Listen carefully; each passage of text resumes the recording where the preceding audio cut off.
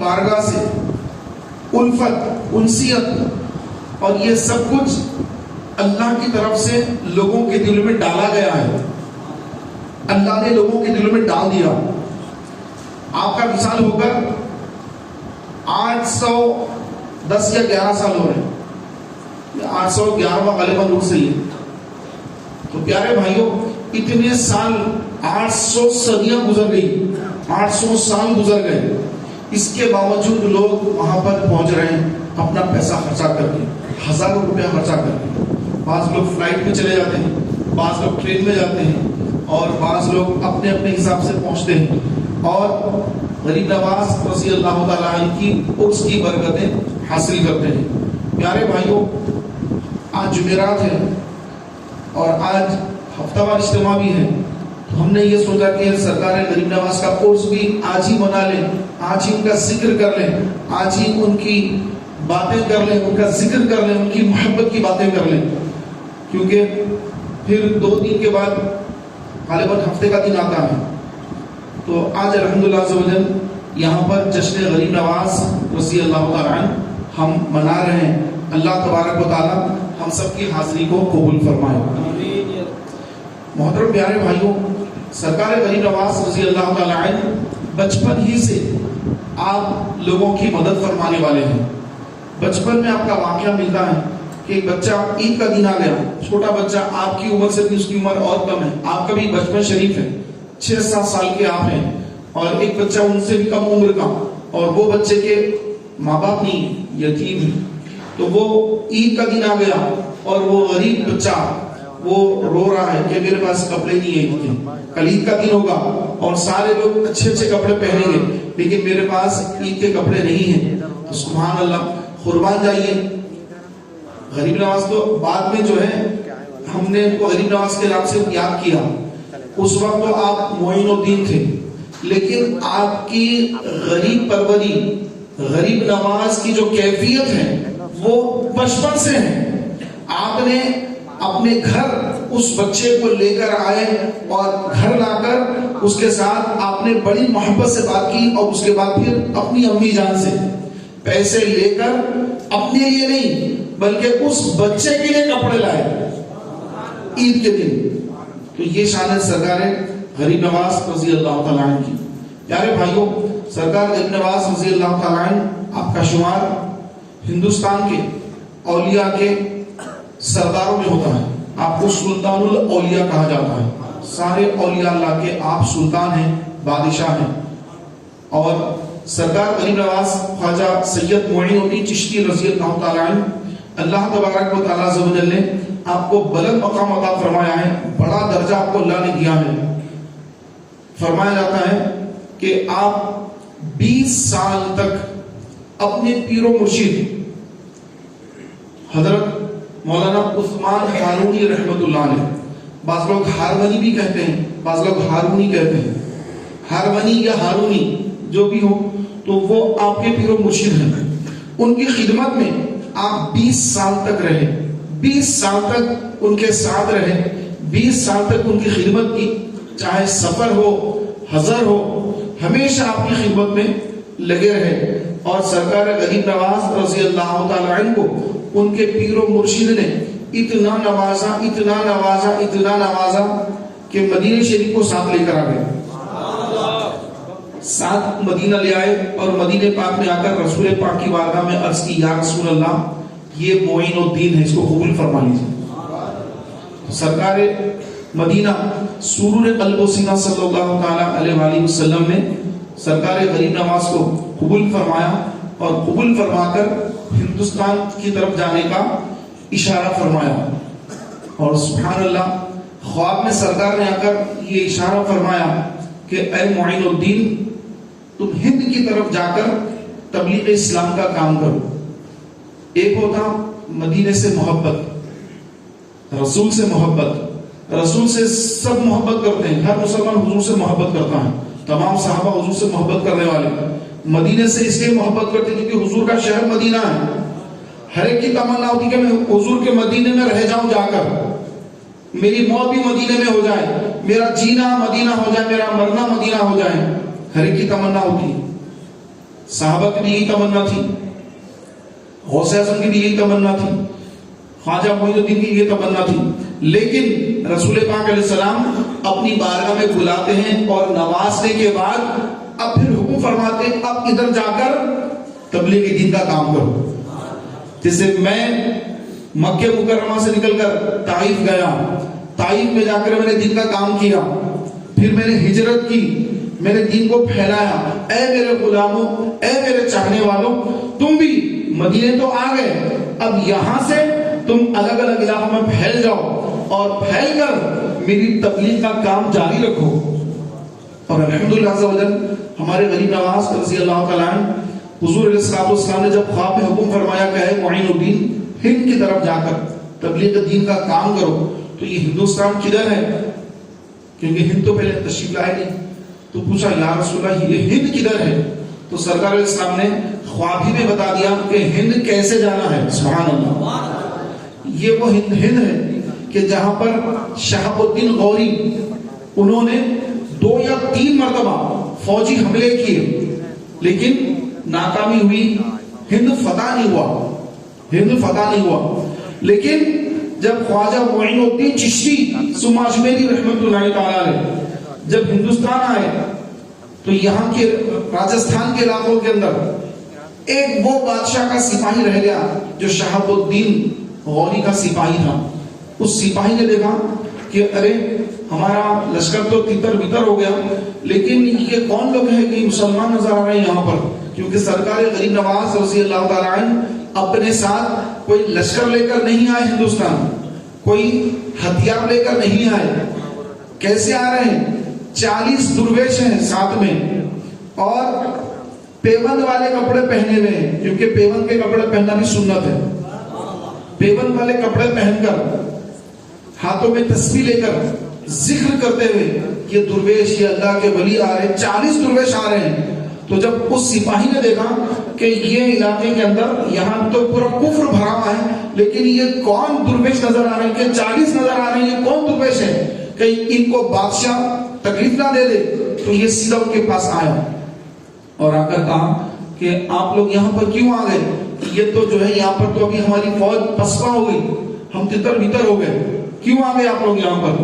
تو سبحان اللہ، خواجہ معین الدین چشتی رضی اللہ تعالیٰ نے فرمایا کہ شہاب الدین غوری جب آیا تو وہ ہتھیار لے کر آیا اور میں اللہ کی رضا کے لیے آیا. پیارے بھائیوں، سرکار غریب نواز رضی اللہ تعالیٰ عنہ آپ نے کیونکہ سورج ڈوب رہا تھا، مغرب کا وقت ہو رہا تھا، آپ نے اپنے ساتھی سے فرمایا کہ مغرب کی اذان کہو. چنانچہ ریگستان میں اذان کہی گئی مغرب کی، اور سرکار غریب نواز رضی اللہ تعالیٰ عنہ نے امامت فرمائی. اور وہ جو سپاہی تھا، مسلمان سپاہی، وہ بھی ان درویشوں کے ساتھ صف میں ٹھہر گیا. اس نے بھی خواجہ معین الدین چشتی کے ساتھ باجماعت نماز ادا فرما لی. پیارے محترم بھائیوں، سرکار غریب نواز رضی اللہ تعالیٰ عنہ تو پہلے اجمیر نہیں آئے، پہلے آپ دہلی گئے.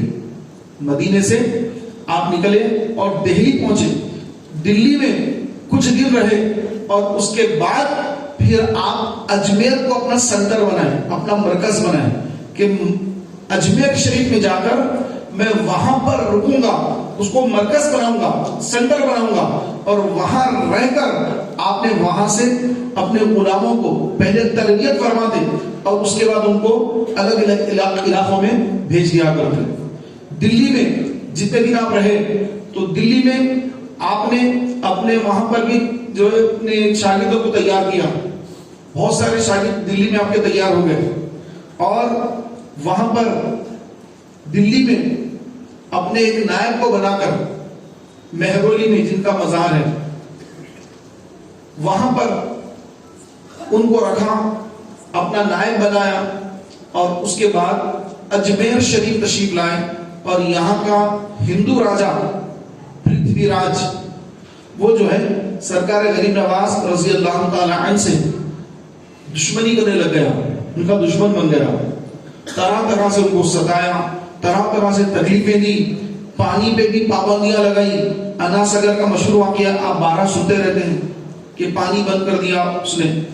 تو آپ نے اپنے غلام کو بھیجایا، ایک پانی جو یہ جو انا ساگر ہے یہ ایک کوزے میں پانی لے کر آؤ، تو جیسے ان کے شاگرد نے وہ ایک کوزہ لیا پانی اس میں سے، تو وہ سارا کا سارا پانی اس کوزے میں آ گیا اور آنن فانن سارا کا سارا انا ساگر سوکھ گیا، پانی نہیں ہے لوگوں کے پاس۔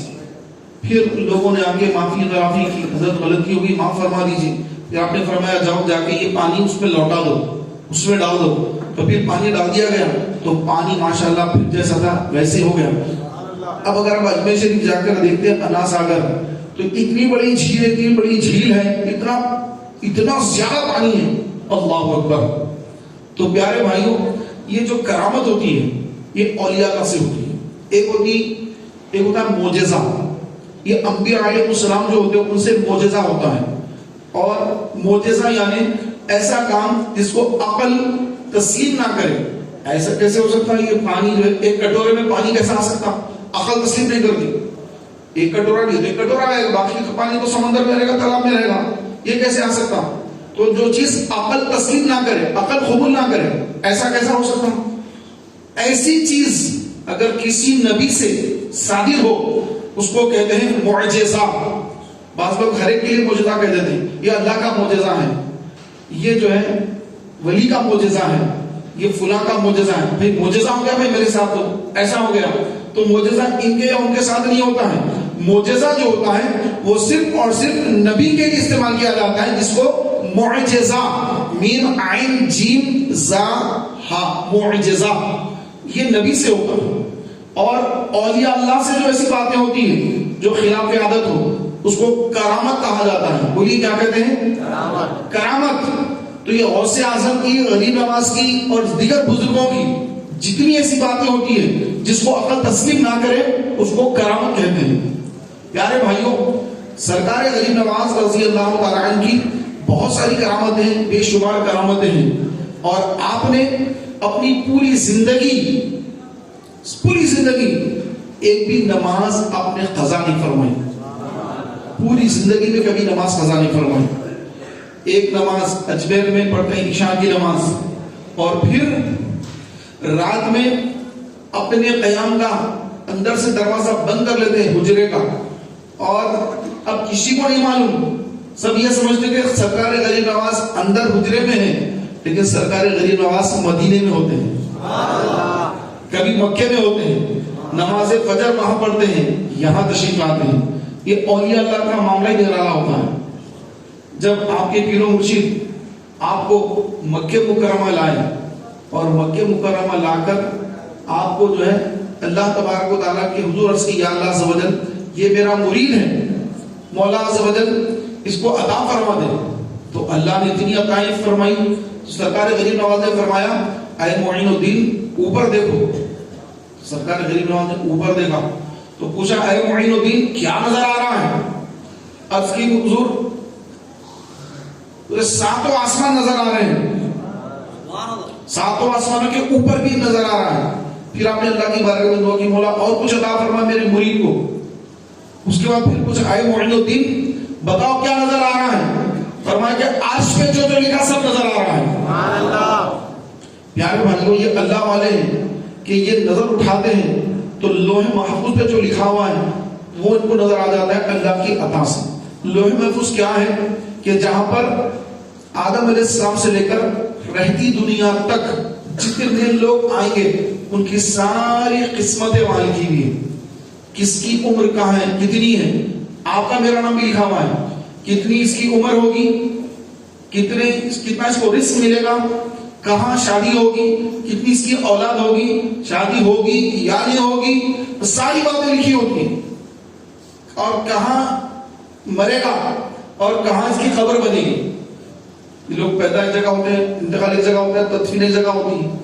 کوئی گاؤں سے آتے ہیں تو وصیت کر دیتے ہیں کہ ہمیں میرا کہیں بھی انتقال ہو، میری جو ہے تدفین فلاں گاؤں میں ہونا۔ بعض لوگ گاؤں سے ادھر آ جاتے ہیں، بولتے ہیں وہاں جانا تو مشکل ہے، یہی کر دو کہیں بھی۔ تو کوئی یہاں سے مدینے چلے جاتے ہیں، مدینے میں کسی کا وصال ہو جاتا ہے تو سبحان اللہ ان کی مدینے میں تدفین ہو جاتی ہے۔ تو کسی کو نہیں معلوم کہ کس کا جو ہے انتقال کہاں ہوگا، کس کی تدفین کہاں ہوگی، یہ سارا لوح محفوظ پہ لکھا ہوا ہے۔ یہ اس لیے نہیں ہے کہ اللہ تعالیٰ دیکھ کے جب فرشتوں کو حکم دے پہلے لکھ دیا اللہ اب دیکھ دیکھ کے سب کو حکم دے رہا، اس لیے نہیں ہے، یہ اس لیے ہے کہ اللہ تبارک و تعالیٰ جب اپنے چاہنے والے، اپنے اولیاء، اپنے ولیوں کو جس کو چاہتا ہے اس کو دکھا دیتا ہے، جس کو چاہتا ہے ان کو دکھا دیتا ہے کہ ہر ایک کی مقدر پڑھ لیتے ہیں، اس کے مقدر میں کیا ہے، کون کتنے سال جیے گا، کون کب مرے گا، ان کو ساری باتیں معلوم ہوتی ہیں، یہ اللہ والے ہوتے ہیں۔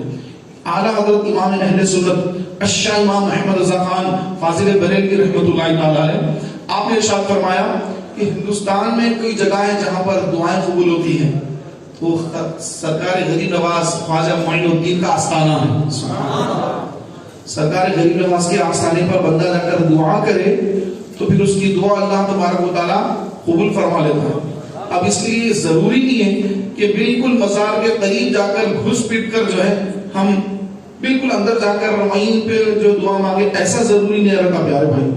اولیاء اللہ جو ہے یہ ہمارے دلوں کے حالات سے واقف ہوتے ہیں، کون بندہ کس نیت سے آ رہا ہے ان کو سب پتا ہوتا ہے، ہم کیا دعا مانگ رہے ہیں اور یہ دعا ہمارے لیے آیا بہتر ہے یا یہ ہمارے لیے آنے والی زندگی میں نقصان دہ ثابت ہوگی، یہ ہمیں نہیں معلوم۔ ہم تو مانگتے ہیں کہ یہ ہمیں یہ بھی مل جائے، یہاں یہ ہو جائے، مجھے یہ مل جائے، میں یہاں کا کاروبار کرنے لگ جاؤں، مجھے دبئی کا ویزا لگ جائے، مجھے قطر کا ویزا لگ جائے، مجھے امریکہ کا ویزا لگ جائے، مجھے یہ ہو جائے، مجھے یہ ہو جائے۔ ہم تو یہ وہ چیزیں وہاں پہ دعا مانگتے رہتے ہیں، لیکن ان کو پتا ہوتا ہے کہ یہ جو مانگ رہا ہے یہ اس کے لیے بہتر نہیں ہے، یہ امریکہ کی دعا مانگ رہا ہے کہ امریکہ کا ویزا لگ جائے اس کو، یہ امریکہ چلا جائے، یہ لندن چلا جائے، یہ دعا مانگ رہا ہے، لیکن وہاں جانے کے بعد اس کے ساتھ بہت برا ہونے والا ہے، لیکن یہ سمجھ نہیں رہا ہے، یہ مانگ رہا ہے۔ تو پیارے بھائیوں یہ سب کچھ دیکھتے ہیں کہ یہ کس کے ساتھ کیا ہونے والا ہے، کس کے ساتھ کیسا معاملہ ہے۔ آپ لوگ سمجھتے کہ میں جا کے دعا بھی کر اجمیر میں، وہاں پہ میری دعا قبول نہیں، سب کی دعا قبول ہوتی ہے، لیکن میں تو دعا مانگا میری دعا تو قبول ہی نہیں ہوئی۔ لیکن اے نادان، تجھے یہ نہیں معلوم کہ تو جو مانگ رہا ہے اس میں تیرے لیے کتنا بڑا نقصان ہے۔ وہاں جا کر تو آوارہ بننے والا تھا، وہاں جا کر گناہگار بدکار بننے والا تھا، تیرا ایمان برباد ہونے والا تھا، تیرا سب کچھ ضائع ہونے والا تھا، تیری آخرت تباہ ہو جانے والی تھی۔ انہوں نے تجھے بچا لیا، تو یہ سمجھ رہا کہ وہاں پہ میری دعا قبول نہیں ہوئی۔ تو میرے پیارے بھائیوں ایسا نہیں ہوتا ہے کہ ہر ایک کو ملتا ہے۔ اب وہ جا کر وہ دعا مانگ رہا ہے، اب اس کی جو نحوست تھی وہاں جانے کے بعد جو اس کو پریشانی آنے والی تھی، وہ پریشانی کو اللہ کے ولی دور کر رہے ہیں۔ تو کہہ رہا کہ اجمیر جانے سے کچھ نہیں ملا، ارے اجمیر جانے سے تو بلا سے بچ گیا، ورنہ تیرا ایمان ہی برباد ہو جاتا۔ تو میرے پیارے بھائیوں اولیاء اللہ ان کی بارگاہوں میں جانے والے کبھی محروم نہیں ہوتے۔ اعلیٰ حضرت کے بھائی جان مولانا حسن رضا خان صاحب رحمۃ اللہ علیہ، آپ نے کلام لکھا، واہ واہ واہ، شعر ہے، دیکھیے وہ سرکار غریب نواز کے روزے پہ بھی لکھا ہے، سلطان کیا شعر ہے وہ، مولانا حسن رضا خان صاحب کا شعر ہے، دیکھیے، کبھی محروم نہیں مانگنے والا تیرا سلطان، سلطان ہند، خواجہ ہند، خواجہ ہند، خواجہ ہند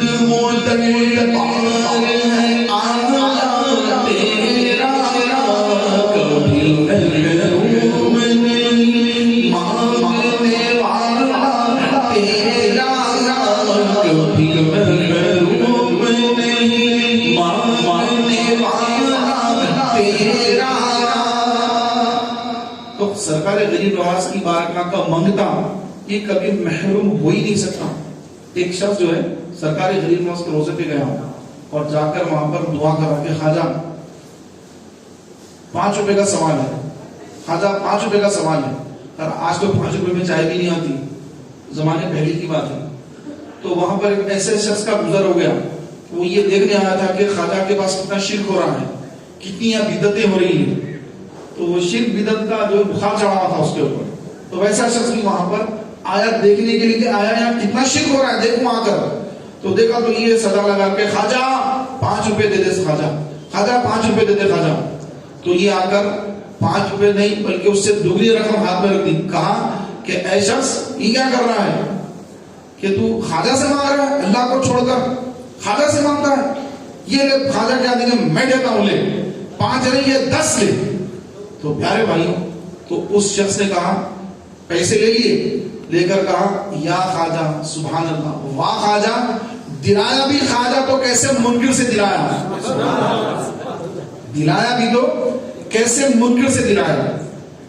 تو پیارے بھائیوں سرکار غریب نواز رضی اللہ تعالیٰ کیسی جو ہے آپ تدبیر فرماتے ہیں اور کیسا عطاؤں کی بارش فرماتے ہیں, اور ان کی بارگاہ میں آنے والا یقیناً وہ کبھی محروم نہیں ہوتا ہے, وہاں جانے والا الحمدللہ کامیاب ہوتا ہے, اس کے مسائل حل ہو جاتے ہیں. لیکن ہمارے بہت سارے ہمارے مسلمان بھائی نماز کو تو نہیں پڑھیں گے مگر اجمیر شریف پہلے جائیں گے, پہلے 5 وقت کی نماز پہلے فرض ہے صاحب, اجمیر شریف کی حاضری یقیناً سعادت مندی ہے سبحان اللہ.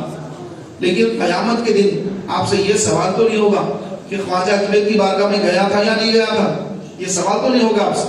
سوال کیا ہوگا, فجر میں اٹھا یا نہیں اٹھا, جماعت سے نماز پڑھا یا نہیں پڑھا, کیونکہ نماز باجماعت پڑھنا واجب, جماعت کے ساتھ نماز پڑھنا واجب, نماز فرض ہے, جماعت کے ساتھ پڑھنا واجب, تنہا پڑھے گا تب بھی گناہگار ہوگا. تو سوال جس پر میدان حشر میں ہوگا اس کی تیاری آج ہمارے لیے ضروری ہے. تو یہ دعائیں مانگنے کے لیے خواجہ کی بارگاہ میں جانا کہ یا خواجہ کہ بس آپ ایسی نظر ڈالیے مجھ پر کہ میں 5 وقتہ نمازی بن جاؤں, اذان کے ساتھ ہی مسجد میں آنے والا بن جاؤں.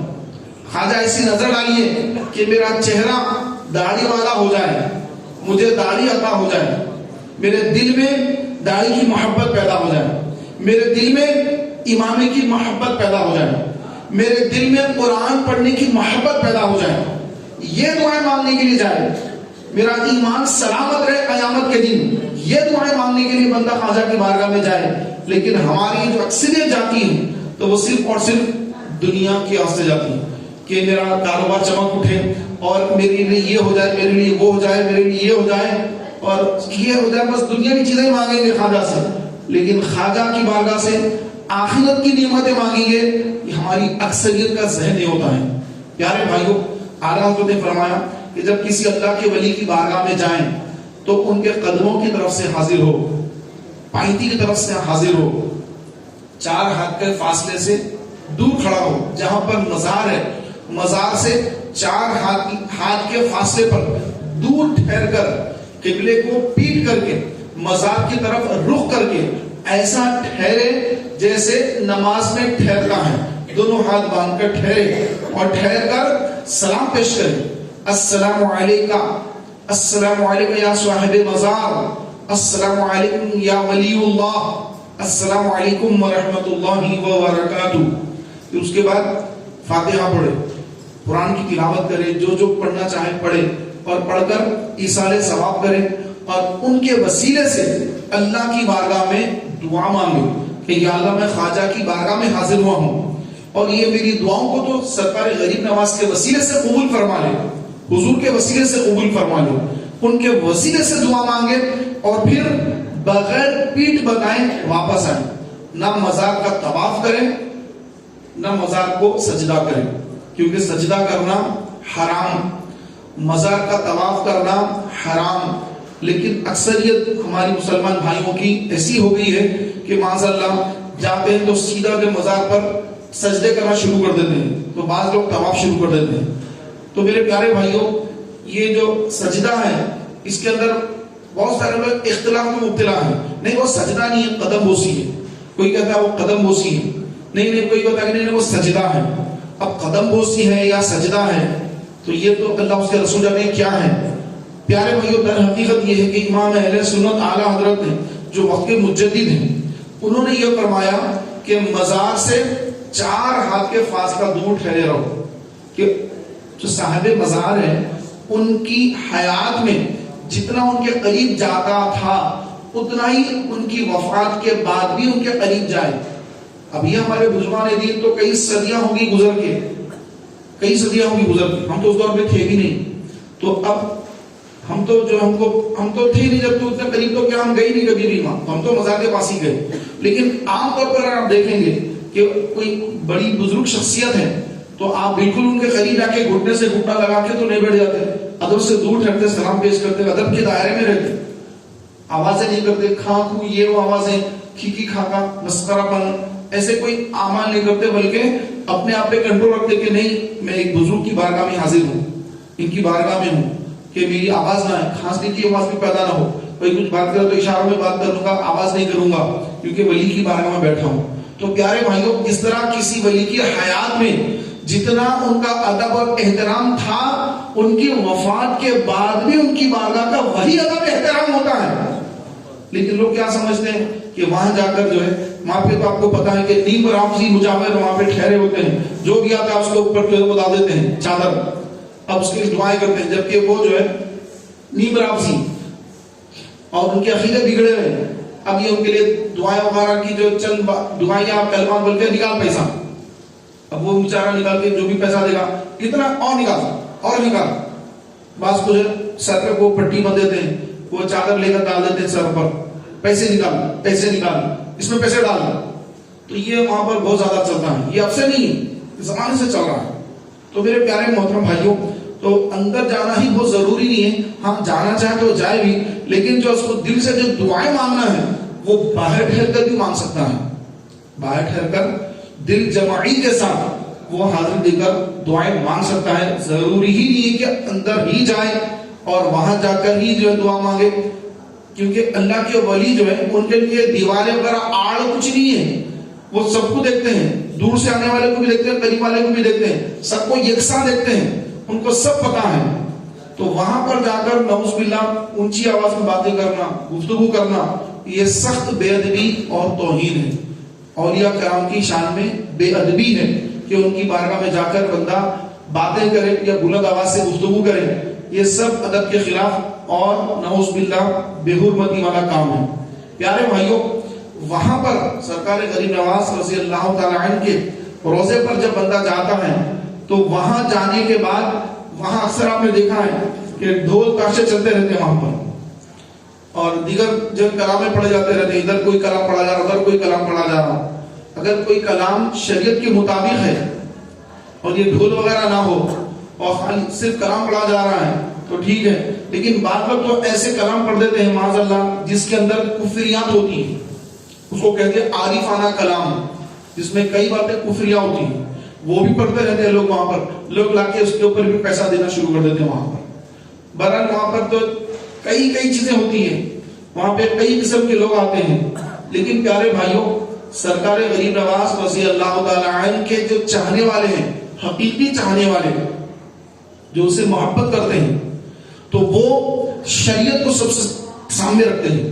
شریعت کا حکم کیا ہے، شریعت کے مطابق وہ سرکار غریب نواز کی بارگاہ میں حاضری دیتے ہیں۔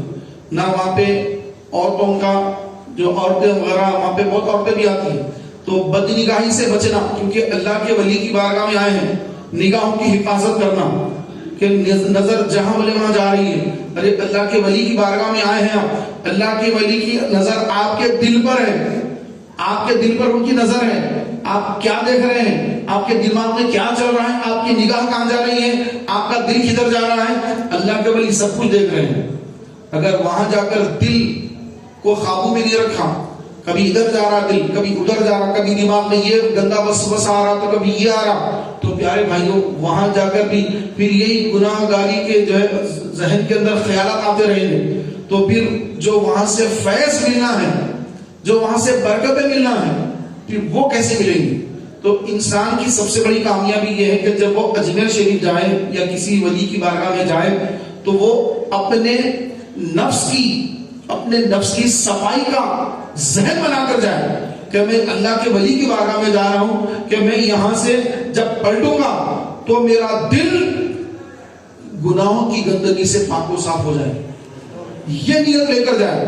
لیکن وہاں جا کر بھی لڑائیاں، جھگڑے، گالی گلوچ اور پھر یہ وہ کر رہا ہے، تو وہ تو ایک سیر سپاٹے کے لیے چلا گیا، وہ تو ایک تماشے کے لیے چلا گیا، نہ اس کو کوئی وہاں سے فیض ملنے والا ہے، نہ اس کی زندگی میں کوئی تبدیلی آنے والی ہے، نہ اجمیر سے آ کر نہ وہ 5 وقت نمازی بننے والا ہے، نہ وہ آ کر جو ہے کوئی دیندار بننے والا ہے، جیسے گیا تھا ویسے ہی آ گیا، بلکہ اور جو ہے آ کر نئے نئے کاموں میں لگ گیا۔ تو یہ پیارے بھائیوں اس کی بڑی نحوست ہوتی ہے، تو ایسا نہ کریں، بلکہ جب اللہ کے ولی کی بارگاہ میں جائیں تو پھر اپنے دل کو صاف کرنے کا ذہن بنائیں، درود پاک پڑھنے کا ذہن بنا کر آئے کہ میں روزانہ حضور کی بارگاہ میں 1000 مرتبہ درود پاک پڑھتا رہوں گا، 5 وقت نماز کا پابندی کروں گا. یہ ذہن لے کر وہاں سے آئے. یہاں سے جاتے وقت ہی بندہ کئی چیزیں سوچ کر جا رہا ہے اور وہاں جا کر پھر وہ چیزیں خرید کر لانے میں مشغول ہے کہ میں یہ لے جاؤں گا، گھر میں یہ لے جاؤں گا. ٹھیک ہے، لے جانا تو لے جائے، لیکن اپنی کیفیت کو بدلے، اپنے دل کو بدلے، اپنے ذہن کو بدلے.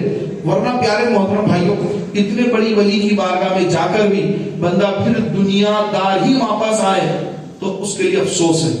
وہاں تو باڑا بٹ رہا ہے. کیسا یہ بارش جیسے ہوگی نا، بارش تو ہو رہی ہے، تو جو اچھے پانی، بارش ہوگی تو اچھے پانی میں اضافہ ہوگا. جیسے ہمارا گنڈی پیٹ کا اچھا پانی پینے کا پانی ہے، وہاں پر بھی اضافہ ہوگا. اور جہاں گندگی وغیرہ کیچڑ وغیرہ پڑا ہے وہ پانی تو وہاں پر بھی برسے گا، وہاں پر بھی پڑے گا، یہاں پر بھی بارش برسے گی. تو کیچڑ وغیرہ جہاں گندگی ہے وہاں بارش برسے گی تو وہ اور کیچڑ بڑھ جائے گا.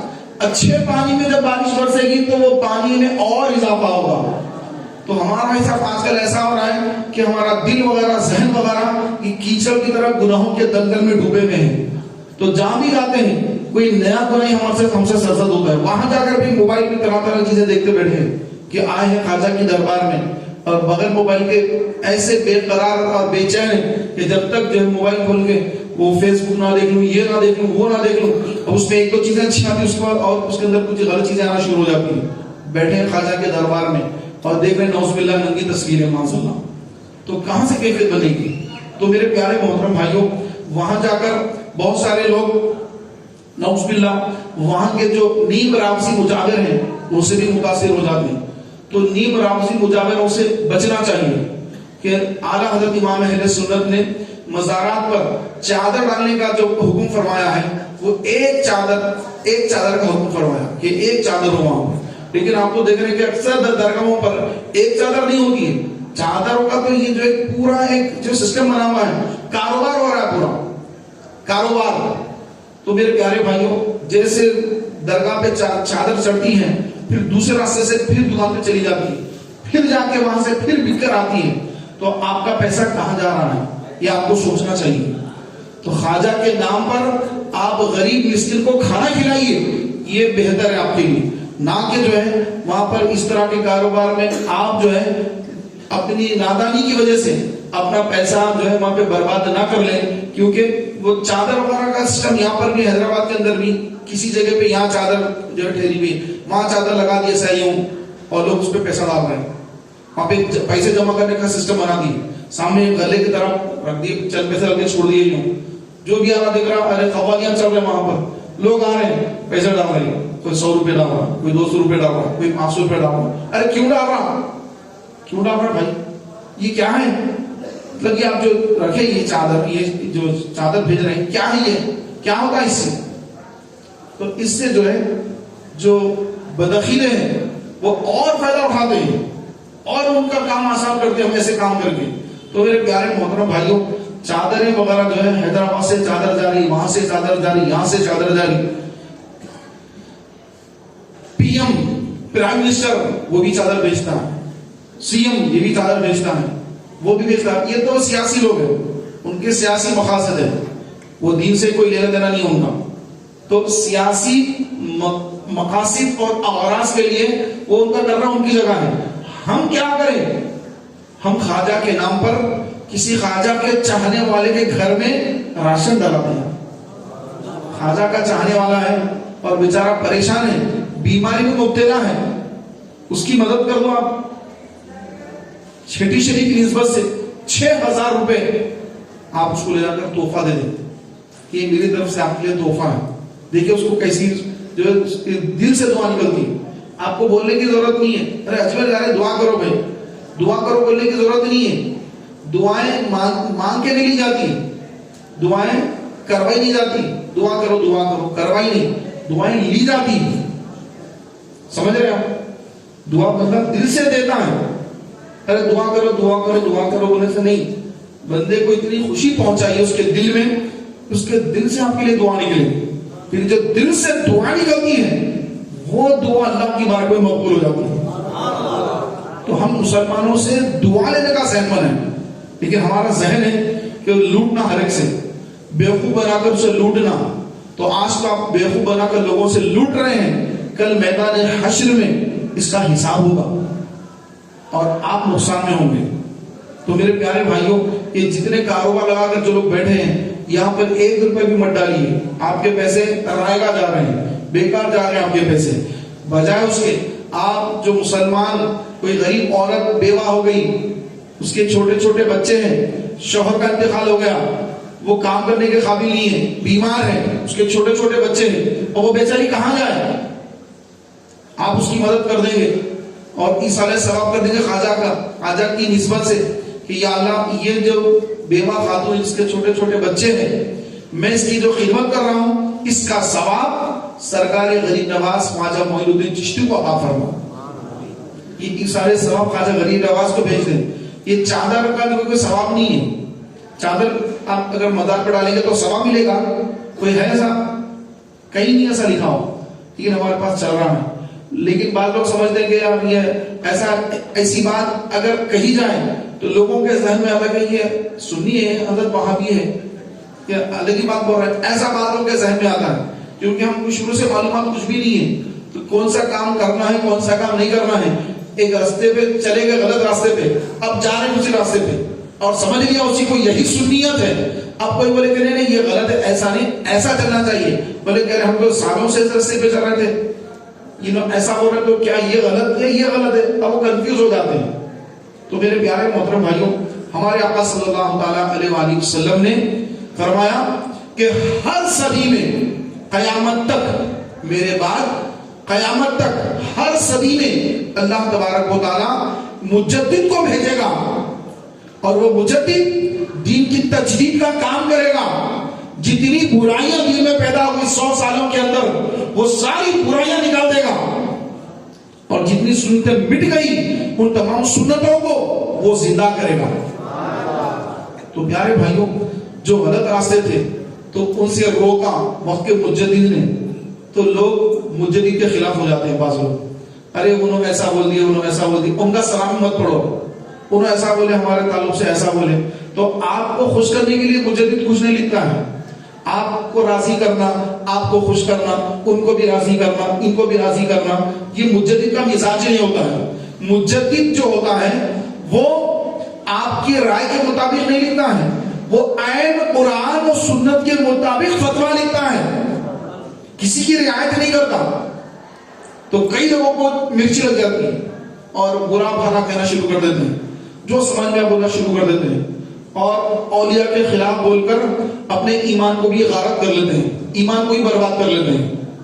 تو الحمدللہ اللہ کا ہم پر بڑا احسان ہے کہ ہم امام اہل سنت اعلیٰ حضرت الشاہ امام محمد رضا خان فاضل بریلوی رحمۃ اللہ تعالی علیہ، ان کی تعلیمات پر چلنے والے لوگ ہیں الحمدللہ۔ اور آپ نے خواجہ غریب نواز کی بارگاہ میں بھی حاضری دی، سرکار غریب نواز کی بارگاہ میں حاضری دی۔ اور کیسے حاضری دی؟ کہا جاتا ہے کہ آپ اندر نہیں گئے، باہر پھر کر حاضری دی۔ لوگوں نے پوچھا حضور اندر چل کر فاتحہ پڑھی، اندر چل کے دعا کیجیے غریب نواز کے روزے کے اندر، تو آپ نے کہا دیکھیے سادگی غلامی، آپ کی جو سادگی ہے، آپ کی جو ہے محبت ہے سرکار غریب نواز سے، اور غریب نواز کا اتنا بلند درجہ ہے، تو اعلیٰ حضرت کیا عرض کر رہے ہیں وہاں پر؟ فرما رہے ہیں کہ کتے کا کام اندر جانا نہیں ہوتا، کتا تو گھر کے باہر پھیرتا ہے، اور ہم تو اندر چلے جاتے ہیں، ہم تو اندر ہی چلے جاتے ہیں۔ اور امام اہل سنت جو وقت کے مجدد ہیں وہ یہ فرما رہے کہ کتا گھر کے اندر نہیں جاتا ہے، کتا تو گھر کے باہر پھیرتا ہے۔ اتنی سادگی اعلیٰ حضرت کے مزاج میں۔ پیارے محترم بھائیوں، آج جو ہے لوگ اعلیٰ حضرت کو برا بھلا کہہ دیتے ہیں، ارے نہیں ایسا ہے نہیں ویسا، ایسا لکھ دیے، اس کے بارے میں ایسا لکھ دیے، اس کے بارے میں ایسا بول دیے۔ تو بھائی آپ کی خانقاہ یا آپ کے پیر صاحب یا آپ کا فلاں یا آپ کا فلاں سب کے حساب سے نہیں لکھتے۔ مجدد جو لکھتے ہیں وہ قرآن کی اور حدیث کی روشنی میں فتویٰ لکھتے ہیں، اور وہ فتویٰ آپ کو ہضم نہیں ہو رہا ہے تو آپ اپنے پیٹ کا علاج کریے، آپ اپنے مزاج کو شریعت پہ چلنے کا مزاج بنا لیجیے، تو پھر آپ کو اعلیٰ حضرت امام اہل سنت کا ہر فتویٰ سمجھ میں آ جائے گا۔ اور اگر آپ کے مزاج میں اگر خرابی ہو چکی ہے، غلط پیروں کے پاس جا کر بیٹھ ہو گئے ہیں، تو پھر آپ کی بیماری کبھی ختم نہیں ہوگی، پھر آپ نیم رافضی بھی بن سکتے، آپ خارجی بھی بن سکتے، آپ کچھ بھی بن سکتے. جب تک رضا کا دامن مضبوطی سے تھامے نہیں رہیں گے کسی نہ کسی گمراہی والے راستے پر چل پڑ جائیں گے، پھر بچانا مشکل ہو جائے گا. تو میرے پیارے بھائیوں، ہمارا جو راستہ ہے، ہم جو سرکار غریب نواز رضی اللہ تعالی عنہ سے بے انتہا محبت کرتے ہیں، وہ کیوں کرتے ہیں؟ کیونکہ اللہ نے مومنین کے دلوں میں ان کی محبت ڈالی ہے، اسی لیے کرتے ہیں. آج الحمدللہ ان کی بارگاہ کی حاضری کے لیے ہر مسلمان تڑپتا ہے، ہر مسلمان چاہتا ہے کہ میں سرکار غریب نواز کی بارگاہ میں حاضر ہو جاؤں، وہاں جا کر فیض حاصل کروں. لیکن وہاں جا کر دوسرے کاموں میں مبتلا نہ ہو، بلکہ جس مقصد کے لیے آیا ہے اس مقصد کو اپنے ذہن میں رکھے. اور مقصد کیا ہونا چاہیے؟ ایمان پر خاتمے کی دعا مانگو خواجہ کی بارگاہ میں کہ یا خواجہ میرا خاتمہ ایمان پر ہو، مرنے کے بعد قبر میں میرا جسم سلامت رہے، میرے جسم کو سانپ نہ ڈسے، میرے جسم کو بچھو نہ کاٹے، میری قبر میں آگ نہ بھڑکائی جائے، میری قبر مجھے اس طرح سے دبا نہ دے کہ میری پسلیاں ٹوٹ پھوٹ کر ایک دوسرے میں پیوست نہ ہو جائے، میری قبر میں اندھیرا نہ ہو، میری قبر کو روشن کرنا خواجہ. میری قیامت کے روز اللہ کے رسول میری شفاعت کریں، اس کے لیے آپ دعا فرمائیے خواجہ.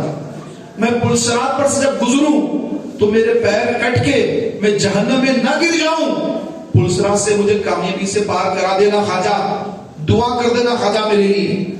میرا چہرہ قیامت کے دن کالا نہ ہو جائے، سیاہ نہ پڑ جائے، کیونکہ قیامت کے دن گناہگاروں کے، مجرموں کے چہرے کالے پڑ جائیں گے، سیاہ پڑ جائیں گے، لوگ دیکھتے سمجھ جائیں گے کہ یہ اللہ کا نافرمان ہے اور اس کا ٹھکانہ یقیناً جہنم ہے، اس کی صورت پر لعنت برس رہی ہے. اور بعضوں کے چہرے روشن روشن ہوں گے، نور نور ہوگا چہرے پر، اور اہل محشر ان کے چہرے دیکھ کے سمجھ جائیں گے کہ یہ تو جنت میں جانے والا نظر آ رہا ہے، دیکھو اس کے چہرے پر کیا نور ہے. تو یہ دعا مانگے خواجہ سے کہ خواجہ قیامت میں جب اٹھوں تو میرا چہرہ روشن روشن ہو جائے خواجہ. یہ مانگنے کی دعا ہے پیارے بھائی. جب میزان عمل پر نیکیاں گناہ تولے جائیں تو یا خواجہ میرا نیکیوں والا پلڑا بھاری کر دینا خواجہ، میرے لیے دعا کر دینا کہ میرا نیکیوں والا پلڑا بھاری ہو جائے، گناہوں والا پلڑا کم ہو جائے، نیکیوں والا پلڑا بھاری ہو جائے. جب حوض کوثر سے آب کوثر حضور اپنے ہاتھوں سے اپنے غلاموں کو تقسیم کر رہے ہوں، اے خواجہ میرے لیے دعا فرمائیے کہ میں حضور کے ہاتھ سے آب کوثر لے کر میں اس کو نوش کرنے والا بن جاؤں، مجھے میدان حشر میں حوض کوثر عطا ہو جائے. خواجہ میرے لیے دعا فرمائیے. تو میرے پیارے بھائیوں، یہ دعائیں وہاں پر مانگنے کی، نمازی بننے کی دعائیں مانگنے کی. لیکن ہماری بھاری اکثریت جو چیز مانگنے کی ہے اس کو چھوڑ دیتی ہے، اور جو صرف دنیاوی چیزیں، دنیا داری کی چیزیں اسی کی طلب میں لگی ہوتی ہے. تو ایسا کوئی وہاں پر جو معاملے ہیں وہاں پر کہ چادروں پہ چادریں اور طرح طرح کی جو ہے نعوذ باللہ غلط حرکتیں، ان چیزوں سے بچنے کا اپنا معمول بنا کر قرآن پاک پڑھنے کا ذہن بنائیے. کہ میں خواجہ کی بارگاہ میں جا رہا ہوں تو وہاں پر ہر نماز کے بعد انشاءاللہ ایک پارہ پڑھوں گا، روزانہ 5 پارے پڑھوں گا خواجہ کی بارگاہ میں، اور اس کا ثواب خواجہ کی بارگاہ میں اصالہ ثواب کر دوں گا. 1000 روزانہ درود شریف پڑھ کر خواجہ کی بارگاہ میں بیٹھ کر اس کا ثواب خواجہ کی بارگاہ میں اصالہ ثواب کروں گا. تو میرے پیارے بھائیوں، یہ کام وہاں پر کرنا چاہیے. اور وہاں پر پیارے اور محترم بھائیوں، کوئی ایسا نہیں ہے کہ جس کی دعا قبول نہ ہو. ہر ایک کی دعا قبول ہوتی ہے. اور وہ دعا قبول کیسے ہوتی ہے؟ فرمایا گیا کہ وہاں پر ہمیشہ خواجہ کی بارگاہ میں رحمتیں برستی رہتی ہیں، ہمیشہ رحمتیں برستی ہیں. تو وہ رحمتوں والی برسات میں جا کر جو بندہ ہاتھ اٹھاتا ہے تو اس کے ہاتھ پر بھی رحمتوں کی بارش برستی ہے. جب جو ہاتھ دعا کے لیے اٹھے ہوئے ہیں اور پھر اللہ کی رحمت وہاں پر برس رہی ہے، تو اس رحمت کی برسات میں جا کر جو دعا مانگا اللہ نے اس کو قبول فرما لیا. تو یہ خواجہ کی بارگاہ کا یہ بہت بڑا فیض ہے. اللہ تعالیٰ مجھے، آپ کو اور ہر مسلمان کو خواجہ غریب نواز رضی اللہ تعالیٰ عنہ کا فیضان عطا فرمائے اور ان کی تعلیمات پر عمل کرنے کی توفیق عطا فرمائے. آمین بجاہ نبی نبی صلی اللہ تعالیٰ علیہ وآلہ وسلم. پیارے بھائیوں، آج جمعرات ہے ایک درود شریف پڑھتے ہیں شب جمعہ والا، کیونکہ آج ذکر دعا وغیرہ میں تو کافی ٹائم نکل جاتا ہے، تو ایک جمعہ کا جو درود شریف ہے شب جمعہ کا، انشاءاللہ تبارک و تعالیٰ اس درود شریف پڑھنے کی سعادت حاصل کریں گے انشاءاللہ. کہ بزرگوں نے فرمایا کہ جو شب جمعہ کو اس درود شریف کو پڑھا کرے گا کم از کم ایک